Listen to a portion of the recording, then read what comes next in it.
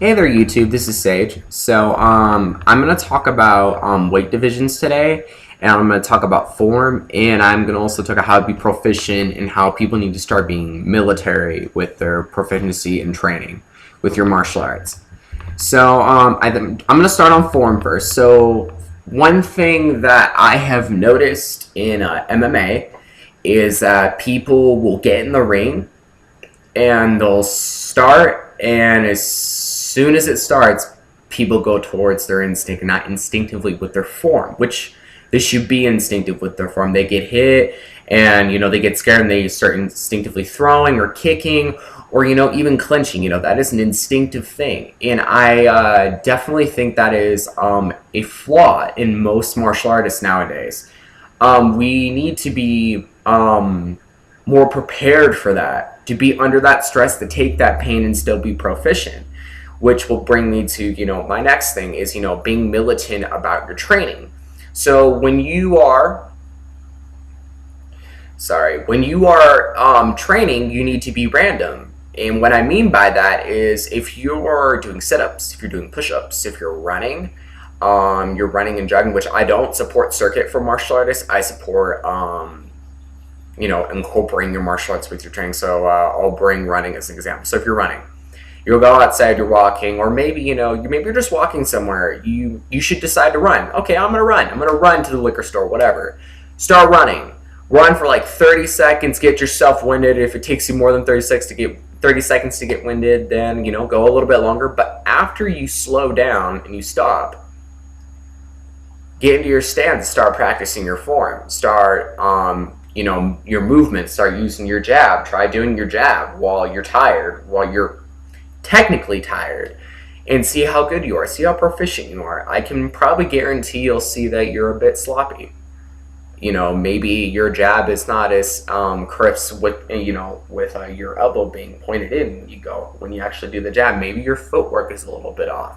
You'll notice these things, which means that you need to be more calm. After putting yourself in those stressful situations, you need to keep yourself calm, because I can guarantee if you'll keep calm, you'll get your breathing control back, and your form will be crisp. It'll look calm. It'll look fluid, which is what we're striving for as martial artists. And which brings me to my next thing, which is weight divisions. I don't believe in weight divisions. I think weight divisions is pointless. I think weight divisions is an easy way out for martial artists. Now, I know there will be a lot of people who would disagree with me on this. Oh, well, someone who's 300 pounds will knock out somebody who's 120. Well, yeah, if he's not proficient, if he's scared, if he's intimidated, if he's not careful. But that's the whole point about martial arts. Think about Japan. Japan, statistically, it's much smaller people. They made martial arts there to fight bigger people, and it was also a sport. Now they have things like judo, jiu-jitsu, karate, which were meant to fight bigger people. So we need to start thinking about, where these arts come from. To why did they make these arts?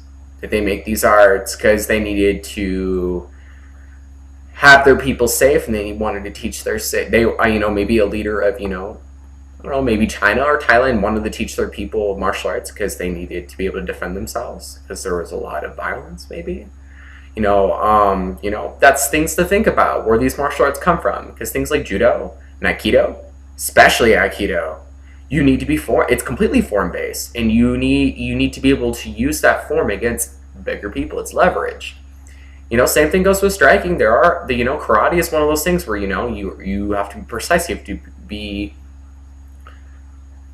have to be able to effectively hit somebody without getting hit by a bigger person. So I think weight divisions is pointless, because I'm 148, 150 pounds. Okay, I'll spar somebody who's 200 to 300 pounds and has experience in martial arts, and the reason why is because I'm usually used to fighting bigger people, and when it comes to bigger people, it's completely form based. You have to be calm. You have to know that gap with bigger people. If they have reach in their arms, and maybe because there are different people who are 300 pounds but don't have much reach in their arms or legs. You have to know their body type.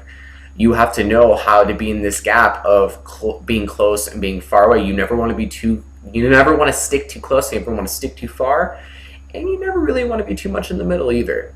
It's this you have to be neutral with every zone when you fight bigger people, and it's totally possible. You can totally do it. There are fights on YouTube that are bigger people where they didn't think the guy was going to win and they won.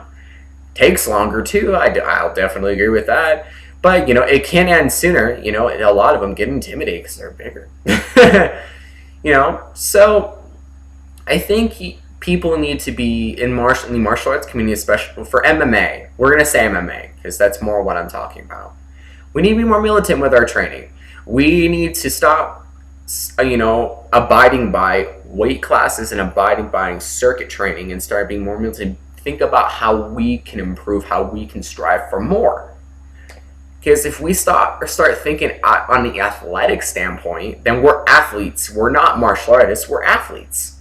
There's a difference. In MMA, it's mixed martial arts. We're not athletes. We are fighters, and for me, I am a warrior. I am a martial artist who is a warrior, which people will say, oh, I'm a fighter, which, if you're in that mindset, you should know what a fighter is. There's a difference between, a fighter and a warrior. A fighter is to fight. A warrior is to fight for something. Which for me, I'm fighting for myself. I'm fighting to strive for greater, to show what I can do as a martial artist. Which I think we need to start being in this mindset more of striving for more, because that's what martial arts, we are striving to be better, to better ourselves, to better our community through what we do.